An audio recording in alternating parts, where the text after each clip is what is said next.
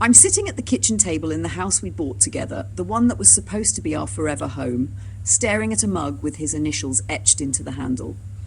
It's been a week since Wei, my fiancé of 7 years, ended our relationship, and every corner of this place is a landmine of memories. The living room where we danced to old jazz records, the bedroom where we whispered plans for kids and vacations, the backyard where our 3 pets, a tabby named Moki, a terrier named Biscuit, and a parrot named Jade, chase each other under the oak tree. He says he still loves me, but he's no longer in love with me, that he sees me as a roommate, a family member, not a romantic partner. He wants the thrill of new love, the butterflies, and someone from his culture, Chinese like him, not American like me. At 31, I feel like my world has collapsed. And yet, I'm starting to wonder if he's right, if we've both been clinging to something that's faded into friendship. The pain is unbearable, but beneath it, a flicker of anger stirs, not enough to burn the house down, but enough to make me want him to feel the weight of what he's thrown away. We met when I was 24, a grad student in Seattle, and he was 19, a college sophomore with a shy smile and a passion for computer science. I was his first relationship, his first love, and I fell hard for his quiet intensity, the way he'd listen to my rants about art history with genuine curiosity. We were different, me, a loud artsy American with a penchant for spontaneity, him, a reserved Chinese immigrant who valued tradition and thought things through. But those differences made us stronger, or so I thought.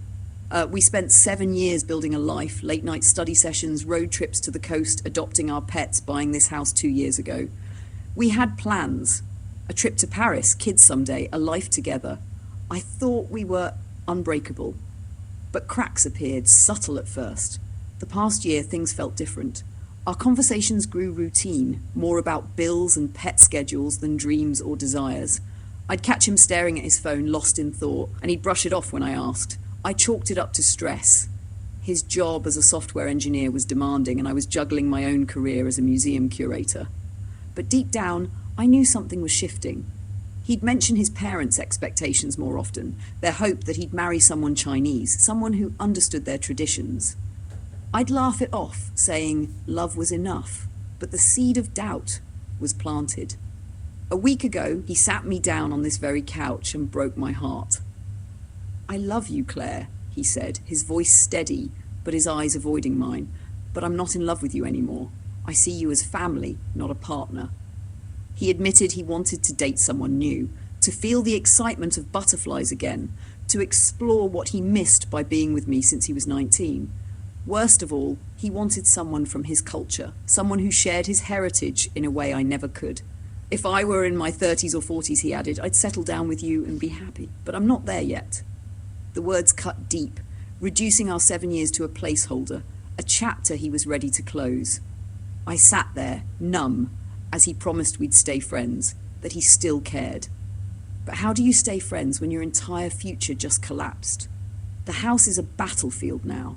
Every room a reminder of what we were. I can't eat without seeing him cooking dumplings in the kitchen, can't sleep without hearing his soft snores in my mind.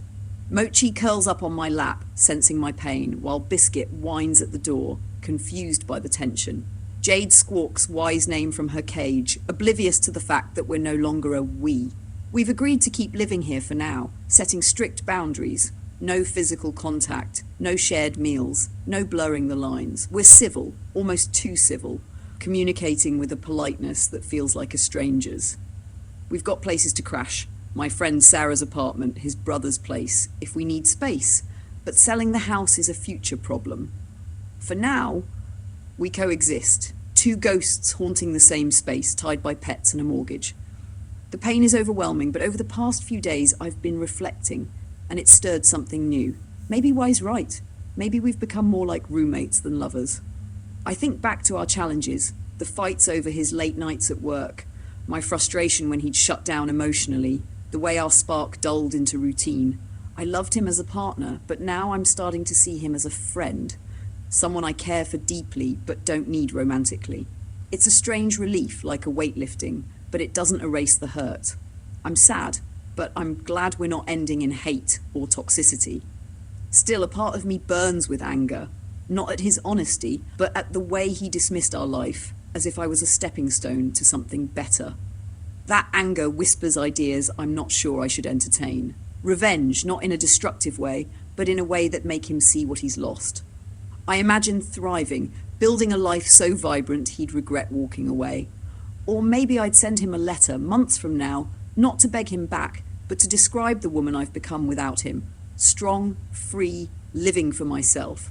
I picture him reading it, his stomach twisting with the realization that he let go of someone irreplaceable. Or perhaps I'd share a post on social media, subtle but pointed, about embracing new beginnings, knowing he'd see it and wonder if he made a mistake. The thought brings a fleeting thrill, but it's not enough. Revenge isn't about hurting him, it's about reclaiming my power, proving I'm more than the roommate he reduced me to. I grab my journal, the one I've been pouring my heart into since the breakup. Writing has always been my refuge, a way to untangle the mess in my head.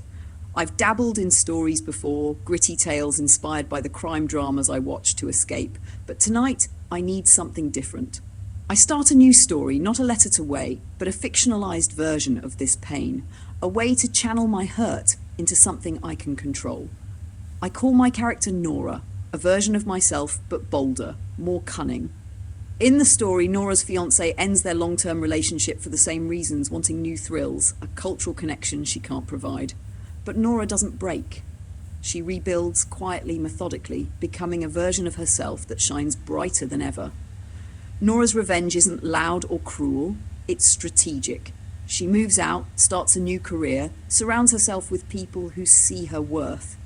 She sends her ex a single photo, years later, of her thriving, maybe at an art gallery opening, her name on the wall, surrounded by friends. The photo comes with no note, just a return address that's continents away, a silent message.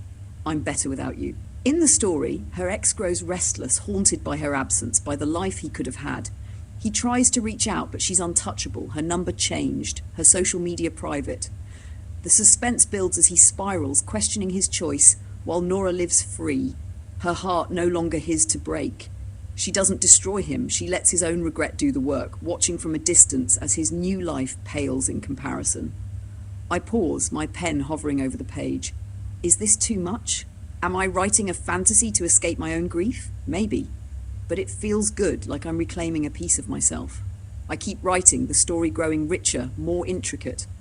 Nora's ex starts noticing cracks in his new relationship, the butterflies fading fast, replaced by the weight of what he lost.